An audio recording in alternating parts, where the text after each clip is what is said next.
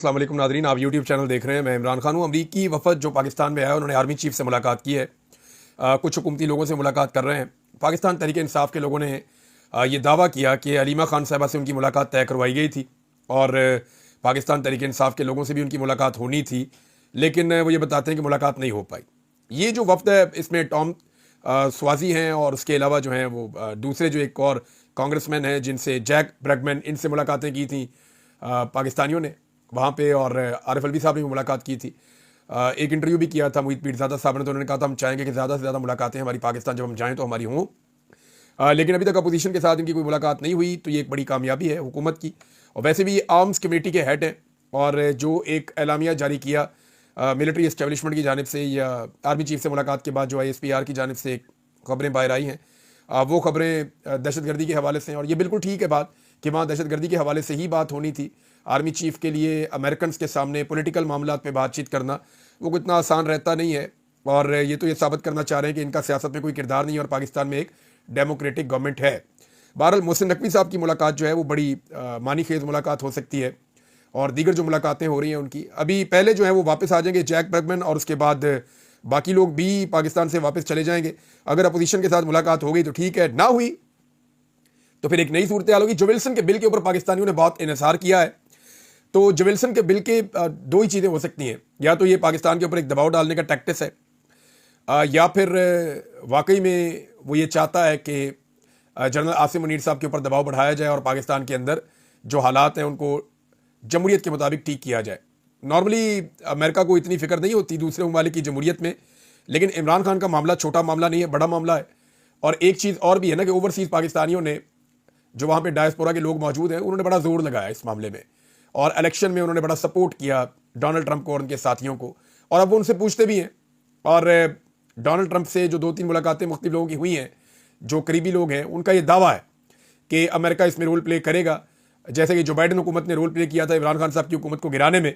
तो जो जुल्म और बर्बरियत की गई है उसके खात्मे में अमेरिका रोल प्ले करेगा, ये दावा किया जाता है। लेकिन अभी आप कुछ कह नहीं सकते, क्योंकि पाकिस्तान ने एक बहुत बड़ी चीज़ मार्केट में रख दी है, और वो चीज़ है पाकिस्तान के मिनरल्स।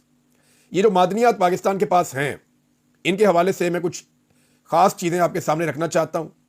ये वो लोगों ने मुझे बताई हैं जो मादनियात के बारे में काम करते रहे, इसके ऊपर रिसर्च करते रहे, जिनके पास काफ़ी अच्छा डाटा भी है इस हवाले से।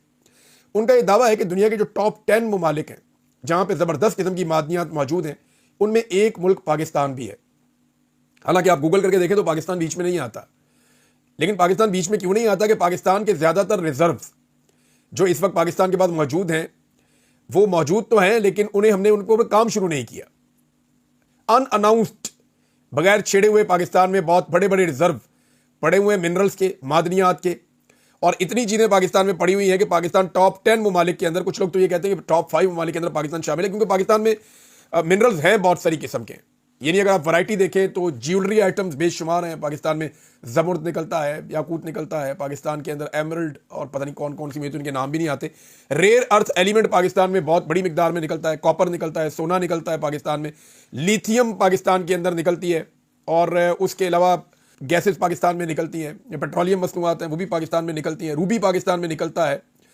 इसके अलावा पाकिस्तान में जो है वो यूरेनियम निकलता है। बेशुमार ऐसे एलिमेंट हैं जो फ्यूचर इंडस्ट्री के अंदर बहुत ज़्यादा इस्तेमाल होंगे। मिसाल के तौर पे पाकिस्तान में ऐसे मिनरल्स भी निकलते हैं जिनसे आप सोलर पैनल्स बहुत सस्ते और बहुत अच्छी क्वालिटी के बना सकते हैं। पाकिस्तान में ऐसे मिनरल्स भी निकलते हैं जिनमें लिथियम सबसे टॉप पे है, जिससे आप ज़बरदस्त किस्म की फ्यूचर की बैटरीज तैयार कर सकते हैं, जो बहुत तेज़ी से रिचार्जेबल होंगी और बहुत देर तक वो काम कर सकती हैं। तो जो फ्यूचर फ्यूल है वो पाकिस्तान में बहुत ज़्यादा मुयस्सर है। फिर एलिमेंट्स ऐसे हैं, रेयर अर्थ एलिमेंट्स में, क्योंकि मैं शिकार खेलता हूँ ना, तो बहुत सारे इलाकों में मैंने ज़मीन के अंदर पत्थर गड़े हुए देखे जिनके ऊपर निशान लगे हुए थे। तो मैंने जब लोगों से पूछा, उन्होंने कहा चाइनीज़ कंपनीज आई थी, उन्होंने यहाँ पे खुदाई की थी और वो चीज़ें चेक करके गए हैं। तो पाकिस्तान के बेशुमार इलाकों में परवेज़ मुशर्रफ साहब के दौर में और परवेज़ मुशर्रफ साहब के दौर से पहले भी चाइनीज़ ने बहुत सारे सर्वेस किए थे, और इतने ज़बरदस्त सर्वेस किए थे कि उनको एग्जैक्टली पता है कि पाकिस्तान में कौन सी चीज़ कहाँ पे पड़ी हुई है। चाइना की पाकिस्तान की सरजमीन के बारे में ज़बरदस्त किस्म की तहकीकात हैं, ना सिर्फ पाकिस्तान की सरजमीन के बारे में, बल्कि उन्होंने जियोलॉजिकल सर्वेज जो हैं वो आसपास के तमाम ममालिक में, इवन अफगानिस्तान में, सेंट्रल एशिया में, हर जगह पे उन्होंने ये सर्वेस किए हैं, और उन्हें एग्जैक्टली पता है कि ज़मीन के अंदर कौन सी धात कितनी बड़ी मिकदार में मौजूद है, और इसी वजह से उन्होंने पाकिस्तान के ऊपर इतनी बड़ी इन्वेस्टमेंट कर दी, यानी $60 अरब के करीब उन्होंने पाकिस्तान पे लगा दिया। उन्हें पता है कि पाकिस्तान ये पैसे वापस नहीं कर सकता, लेकिन वो ये जानते हैं कि पाकिस्तान की ज़मीन के नीचे इतना पैसा पड़ा हुआ है कि 2 कानें भी अगर उन्हें मिल जाएं तो वो सारा पैसा पूरा कर देते हैं।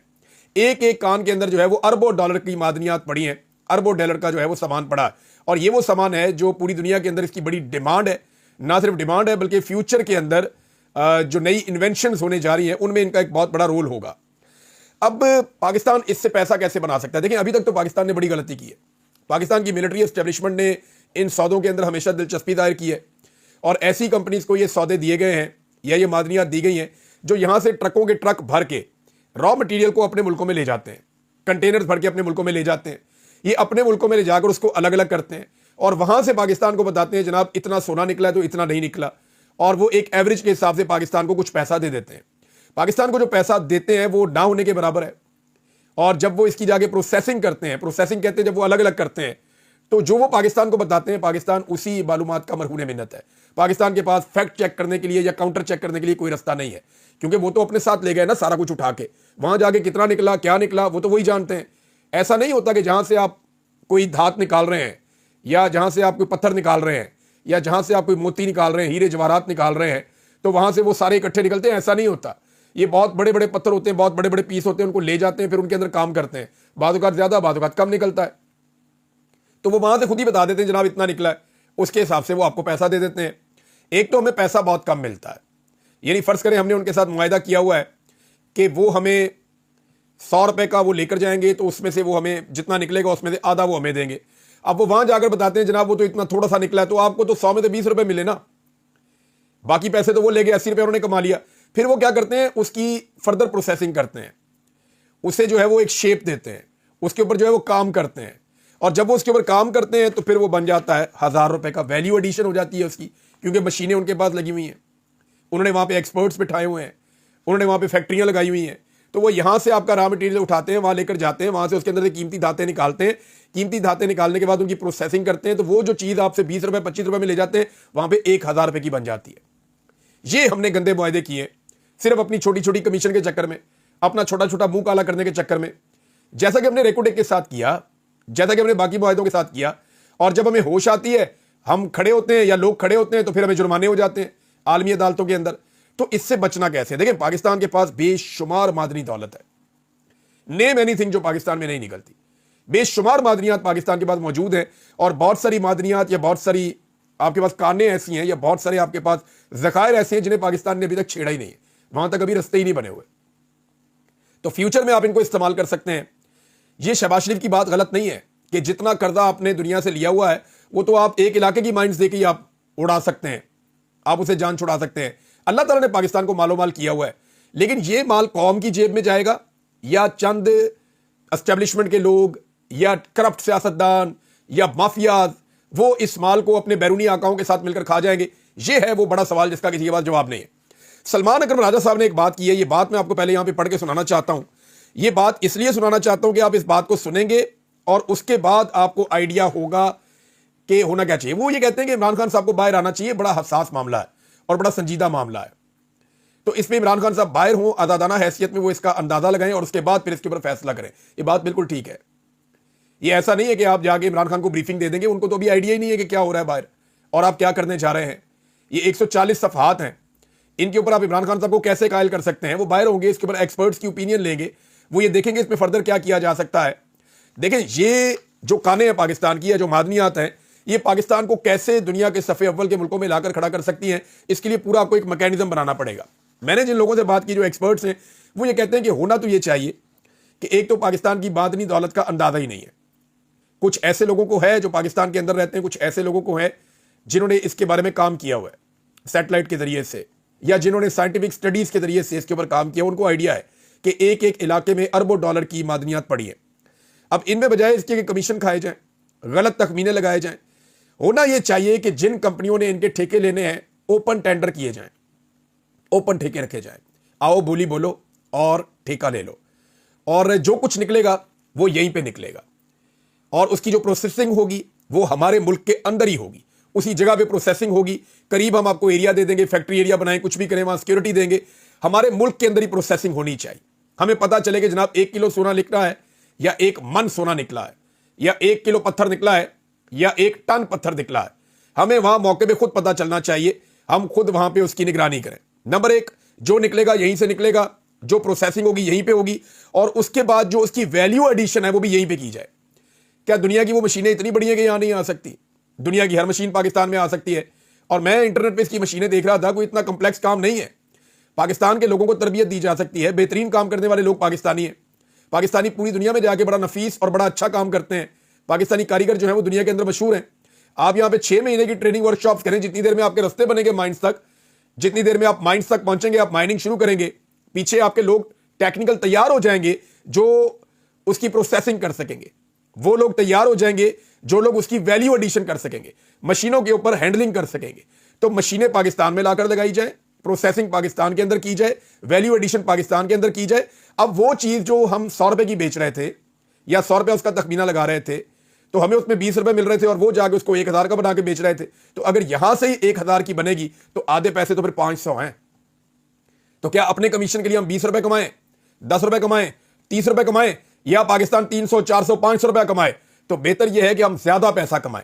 हमारी मादनियात जितने ज्यादा पैसे की बिकेंगी उतना ज्यादा पाकिस्तान अमीर होगा। और इसका तरीकाकार यह होना चाहिए कि सबसे पहले जिस इलाके की वो मादनियात हैं वो पैसा उस इलाके पे लगाया जाए, नंबर 1। नंबर 2, फिर जिस सूबे की वो मादनियात हैं उस पैसे का एक हिस्सा उस सूबे पे लगाया जाए, नंबर 2।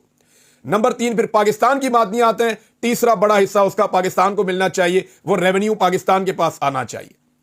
और फिर अगर आप ये मादनियात की पूरी इंडस्ट्री को पाकिस्तान में लेकर आते हैं तो कानकुनी से तो काम शुरू होता है, निकालने से तो काम शुरू होता है, माइनिंग, ब्लास्टिंग, ये तो सिर्फ काम शुरू होता है। उसके बाद जब आप इसकी प्रोसेसिंग करेंगे, जब आप इसकी वैल्यू एडिशन करेंगे, तो पाकिस्तान में एक एक इलाके में सैकड़ों लोगों को रोजगार मिलेगा। हजारों लोग एक एक सूबे के अंदर 1-1 लाख, 1.5 लाख आदमी जो है वो इस इंडस्ट्री के साथ वाबस्ता हो सकता है। पाकिस्तान के अंदर रोजगार के बड़े सारे मौके पैदा हो सकते हैं।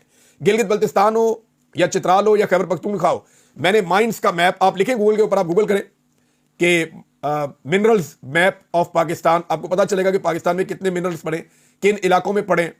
सबसे ज्यादा जो वैरायटी है ना मिनरल्स की, वो पाकिस्तान के शुमाली इलाका जात में है। खैबर पख्तूनख्वा के जो अपर एरियाज हैं वहां पे, चित्राल के इलाके में, गिलगित बल्तिस्तान के इलाके में बेशुमार मादनियात वहां पे पड़ी हैं। उसके बाद जो है बलूचिस्तान में बहुत बड़े बड़े मिनरल्स हैं, क्योंकि यहां से टेथरान बेल्ट गुजरती है तो वहां बहुत सारे मिनरल्स हैं बलूचिस्तान में। फिर ईरान में ये बेल्ट जाती है, वहां पे भी बहुत मिनरल्स हैं। फिर उसके बाद पंजाब में, और सबसे कम जो है वो सिंध के अंदर अभी तक मिनरल्स मिले हैं। तो पाकिस्तान अगर इसको इस्तेमाल करे और ठीक तरीके से इस्तेमाल करे तो मैं आपको सीरियसली बता रहा हूं कि पाकिस्तान बेशुमार पैसा कमा सकता है। पाकिस्तान को किसी से मांगने की जरूरत ही नहीं पड़ेगी। लेकिन ये कब होगा? जब एक अवामी मैंडेट वाली हुकूमत होगी। ये नहीं हो सकता कि बंद कमरे में बैठ के आप पाकिस्तान की मादनियात बेचते हैं और यहां से उठा के वो पत्थर की सूरत में ले जाएं और बाहर जाके लोग उससे अरबों खरबों डॉलर्स कमाएं और पाकिस्तान जो है वो गरीब का गरीब रह जाए, कमजोर का कमजोर रह जाए, और आप सौदा सिर्फ ये कर दें कि हमने इमरान खान को जेल में रखना है। ये नहीं हो सकता। होना यह चाहिए कि पाकिस्तान के अंदर एक लेजिटिमेट गवर्नमेंट आए, लोग अपने मैंडेट के जरिए से एक हुकूमत बनाए, वो हुकूमत सारे स्टेक होल्डर्स के साथ बैठ के फैसला करे, पाकिस्तान के अंदर से मादनियात निकले, वो कंपनियां यहीं पे निकाल के यहीं पे उसकी प्रोसेसिंग करें, यहीं पे उसकी वैल्यू एडिशन की जाए और यहीं से ये चीजें पूरी दुनिया के अंदर पाकिस्तान के ब्रांड के तौर पे जाएं। फिर तो पाकिस्तान का नाम भी रोशन होगा और पाकिस्तान जो है जितने पैसे सोच रहा है उससे कई 100 गुना ज्यादा पैसे पाकिस्तान कमा सकता है। यह है आगे बढ़ने का रास्ता। लेकिन इस रास्ते के अंदर आपको बड़े फैसले करने पड़ेंगे। बहुत सारे लोगों को अपनी जाती कमीशनों से हाथ धोना पड़ेगा, बहुत सारे माफिया को शिकस्त देनी पड़ेगी, और माफिया को तो पब्लिक ही शिकस्त देगी। आज नहीं तो कल ये शिकस्त माफिया को जरूर होनी है और माफिया को ये शिकस्त होकर रहनी है। नाज़रीन, एक और खबर है। देखिए, पाकिस्तान के साथ जो अमेरिका की थोड़ी बहुत पींगे चढ़ रही है ना प्यार की, उसके पीछे एक खबर और भी है। ये खबर मैं आपको पढ़ के सुनाता हूँ। यहाँ मेरे पास ये मौजूद है। मेरे पास ये खबर जो है ये डॉन पे भी छपी हुई है। तो यहां से ये है कि मुज़ाकरात नाकाम हुए तो फौज कार्रवाई के लिए तैयार है। अमेरिका ने ईरान को धमकी लगा दी। अमेरिकी वज़ीर दिफा हैं और उन्होंने ये धमकी लगाई है एतवार के रोज़, और उन्होंने कहा कि अमेरिका ईरान को जोहरी हथियार तैयार करने से रोकने के लिए एक सफारती हल की उम्मीद रखता है, लेकिन अगर वो नाकाम हो गया तो फौज बड़े पैमाने पर कार्रवाई के लिए तैयार है। अब देखिए, अगर ईरान के साथ अमेरिका ने पंगा करना है ना तो अमेरिका को कुछ मदद चाहिए होगी, तुर्की से कुछ मदद चाहिए होगी, शायद वहाँ से ना मिले। लेकिन पाकिस्तान वाली साइड बहुत इंपॉर्टेंट है, क्योंकि पाकिस्तान में अगर अमेरिका को मदद मिल जाती है, जैसे कि अफगानिस्तान पे उन्होंने अटैक किया था तो उन्हें पाकिस्तान से मदद मिल गई थी, तो अमेरिका के लिए बड़ा आसान हो गया था अफगानिस्तान के ऑपरेशंस को मुकम्मल करना। तो ये पाकिस्तान के साथ जो ताल्लुकात बढ़ा रहे हैं, ये ईरान पे एक दबाव डालने की कोशिश भी हो सकती है कि देखें हमारे पाकिस्तान के साथ बड़े अच्छे ताल्लुकात हैं, तो ये ना हो कि कल को आपके ऊपर हम यहां से भी अटैक कर दें। गल्फ में बहुत सारे अड्डे अमेरिका के पास मौजूद हैं, उनका अपना एक बहरी बेड़ा भी है। अब ईरान भी इतना कमज़ोर नहीं है कि अमेरिका आएगा और बड़े आराम से अटैक कर देगा।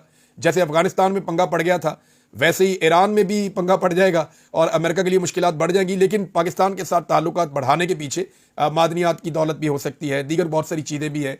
और फिर पाकिस्तान अमेरिका के साथ बहुत सारे मामलातों में कंप्रोमाइज़ भी कर रहा है। पाकिस्तान की मौजूदा हुकूमत सब कुछ करने के लिए तैयार भी है और ये आप सब अच्छी तरह जानते हैं। नाज़रीन, ओवरसीज़ पाकिस्तानी पाकिस्तान में पहुंचाए जा रहे हैं। मैंने अमेरिका में भी पाकिस्तानी उनसे रब्ता किया, मैंने कहा बताएं जी क्या रेट चल रहा है। उन्होंने कहा 3,000 का रेट चल रहा है। तो ये क्या बात हुई? उन्होंने कहा जी ओवरसीज़ पाकिस्तानी जो पाकिस्तान में ले जाए जा रहे हैं, उनके रिहाइश का बंदोबस्त, उनके एयर टिकट्स का बंदोबस्त और खाने पीने का बंदोबस्त जो है वो हुकूमत पाकिस्तान कर रही है। अब जिन लोगों को ले जाने का बंदोबस्त, उनके एयर टिकट के बंदोबस्त और जिनकी रिहाइश का बंदोबस्त हुकूमत पाकिस्तान करेगी, वो पाकिस्तान में खाक इन्वेस्टमेंट करेंगे। ये सिर्फ और सिर्फ दुनिया को और पाकिस्तान के अंदर इदारों को बताने के लिए है कि जनाब देखें ओवरसीज पाकिस्तानी हमारे साथ खड़े हैं। ऐसा नहीं है, ये एक कॉन्फ्रेंस कर लेंगे, उसमें मेरे भी 1000 एक बंदा इकट्ठा भी कर लेंगे। पूरी दुनिया में जो ओवरसीज पाकिस्तानी है उनकी तादाद लगभग 1 करोड़ से ज़्यादा है। तो वो 1 करोड़ से ज़्यादा लोगों में से अगर 1000 एक बंदा इस्लामाबाद में पहुंचा भी दिया इन्होंने और उनको अच्छे अच्छे कपड़े पहना के, अच्छे अच्छे खाने खिला के और उनके ऊपर पैसा खर्च भी कर दिया, तो क्या इससे पाकिस्तान में इन्वेस्टमेंट आ जाएगी? पाकिस्तान में इन्वेस्टमेंट नहीं आएगी, लेकिन ये कॉस्मेटिक सा क्रिएट कर देंगे कि जनाब हमारे पास बड़ी इन्वेस्टमेंट आने वाली है, ये होने वाला है, वो होने वाला है। पहले भी जो नतीजा था वो 0/0 था और इसका नतीजा भी 0/0 होगा, क्योंकि ये सारे फनकार हैं जो पहुंचाए जा रहे हैं अमेरिका से, बरतानिया से, यूरोप से, बहुत सारे मुल्कों से बहुत सारे फनकार जो है वो पाकिस्तान पहुंचाए जा रहे हैं ताकि वो वहां पे जाएं और जाके ये शो ऑफ करें कि जनाब मौजूदा आर्मी चीफ और मौजूदा जो वज़ीर आज़म है उनकी सरबराही में बहुत बड़ी इन्वेस्टमेंट पाकिस्तान में आ रही है। लेकिन अनफॉर्चुनेटली लोग अपनी इन्वेस्टमेंट लेकर पाकिस्तान से भाग रहे हैं और कोई भी इस वक्त पाकिस्तान में पैसा लगाने के लिए तैयार नहीं है। एक स्टेटमेंट है अखुनज़ादा हुसैन साहब ने दी है, वो स्टेटमेंट मैं आपको पढ़ के सुनाना चाहता हूँ। एक्चुअली लुबे लुबाब यही है, यही बात जो है वो शहबाज गिल साहब ने भी की है और उन्होंने तो आसिम मुनीर साहब का नाम लिया कि इमरान खान साहब जो अंदर हैं वो आसिम मुनीर साहब की वजह से अंदर हैं। अब अखुनज़ादा हुसैन अहमद साहब कहते हैं कि जेल में इमरान खान ना आईने पाकिस्तान का ना ही कानून पाकिस्तान का कैदी है, बल्कि उन ज़िद्दी जर्नैलों का कैदी है और हम अपनी सफ़ों में इत्तेहाद पैदा करके ही इमरान खान को रिहा करवा सकते हैं। ये अखुनज़ादा हुसैन साहब ने कहा। देखें मामला जो है ना वो ऊपर की तरफ जा रहा है, टेम्परेचर जो है वो हाई होता चला जा रहा है। आप जो मर्जी कहें, मामला अब उतने आसान नहीं है जितने पहले थे। जुनैद अकबर साहब को मैं सुन रहा था, उन्होंने मिलिट्री एस्टेब्लिशमेंट को मुखातिब करते हुए कहा कि जब तक इमरान खान आपको माफ़ नहीं करेगा हम भी आपको इस जुल्म के लिए माफ़ नहीं करेंगे जो आपने पाकिस्तान की अवाम पर किए हैं। अब मामला यह है कि इमरान खान अवाम पे होने वाले जुल्म को माफ़ कैसे कर सकते हैं? जो उनके अपने ऊपर मुजालिम हुए हैं उनको तो वो माफ़ कर सकते हैं, लेकिन जो लोगों के साथ जुल्म और बर्बरियत हुआ, जो कत्लेआम हुआ, उसको इमरान खान साहब माफ़ कैसे कर सकते हैं? लोगों के दिमागों में ये बातें नक्श हो चुकी हैं, अब मुमकिन नहीं है। जुनैद अकबर कहते हैं हम दोबारा आ रहे हैं, आप अपनी बंदूकों को साफ कर लें। 26 नवंबर को जब हम आ रहे थे तो रियासत को मां समझ रहे थे, हमें मालूम नहीं था कि हमारे पैसों से खरीदे कारतूस हम पर चलाए जाएंगे या गोलियां जो हम हमारे पैसों से ली गई हैं वो हम पर चलाई जाएगी। एक और स्टेटमेंट भी जुनैद अकबर साहब ने दिया, उनका कहना था कि गोलियों और जेलों से डरने वाले जो कारकुन हैं वो घरों में बैठ जाएं और जो नहीं डरते वही हमारे साथ निकलें। वो ज़हनी तौर पे लोगों को तैयार कर रहे हैं, जैसे इससे पहले अली अमीन गंडापुर साहब ने तैयार किया था कि गोली भी चल सकती है, जान भी जा सकती है, तो मुकाबला करना पड़ेगा। जुनैद अकबर साहब को जितना मैं जानता हूँ, देखें वो एक शरीफ आदमी है, लेकिन शरीफ आदमी जब बिगड़ता है ना, टेढ़ा हो जाता है, तो फिर उसे उसका रिवर्स गेयर नहीं होता, उसको सीधा करना बड़ा मुश्किल हो जाता है। तो जुनैद अकबर साहब इस मामले को कहाँ ले जाएंगे हम में से किसी को आइडिया नहीं है, लेकिन जो बातें वो कर रहे हैं, जिस तरह वो नौजवानों को तैयार कर रहे हैं, ऐसा लगता है कि पीछे हटने के इम्कानात कम हैं। नाज़रीन, एक स्टेटमेंट पाकिस्तान ने दिया अमेरिका के बारे में, ये वज़ीर ख़ज़ाना ने कहा है और मैं हैरान हो रहा था कि क्या पिद्दी और क्या पिद्दी का शोरबा। वो कहते हैं अमरीकी टैरिफ पर हम परेशान हैं मगर जवाबी इक़दाम का इरादा नहीं रखते। और भाई वो चाइना है जिसने अमेरिका के ऊपर वापस टैरिफ लगाया और अमेरिका परेशान हो गया। अब अमेरिका को कुछ अरसे में ऐसा लगता है घुटनों पे आना पड़ जाएगा। उसकी वजह यह है कि वो कह रहे हैं जी हमने मोबाइल फ़ोन पे, स्मार्टफोन्स पे और LCD पे, कंप्यूटर्स पे, इन पे हमने नहीं लगाया। तो और आप चाइना से लेते क्या है?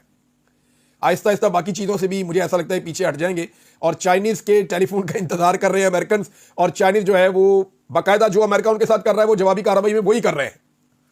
एक बात आप ध्यान में रखिएगा नाज़रीन, क्या अमेरिका पाकिस्तान से मादनियात निकाल सकता है? ये बड़ा सवाल है।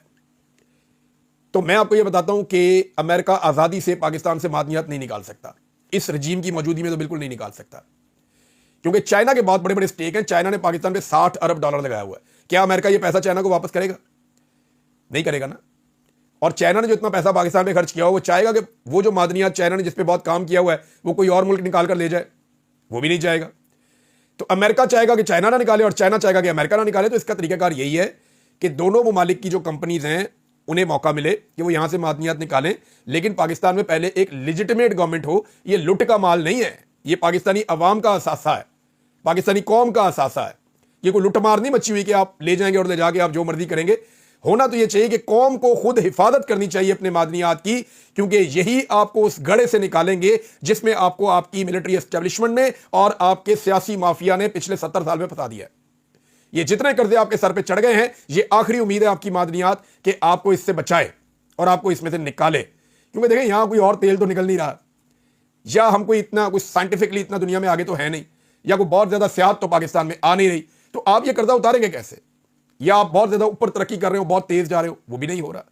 या आपकी तो जो वाहिद चीज थी आपकी ज़राअत, वो तकरीबन तबाह हो गई है।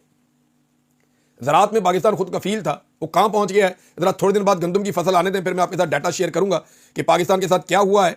तो जनाब स्टेटमेंट दिया कि हम जवाबी कार्रवाई का इरादा नहीं रखते। भाई आप कर सकते हैं अमेरिका के खिलाफ जवाबी कार्रवाई, क्या पिद्दी और क्या पिद्दी का शोरबा। नाज़रीन, कुछ और खबरें हैं, मैं आपके साथ बाद में शेयर करूंगा, लेकिन एक खबर, बीएनपी मैंगल ने बहुत सारी जमातों की कॉन्फ्रेंस बुला ली है उसी जगह पे जहां पे उन्होंने धरना दिया हुआ है, और वो ये कह रहे हैं कि जमातें वहां पे आएँ।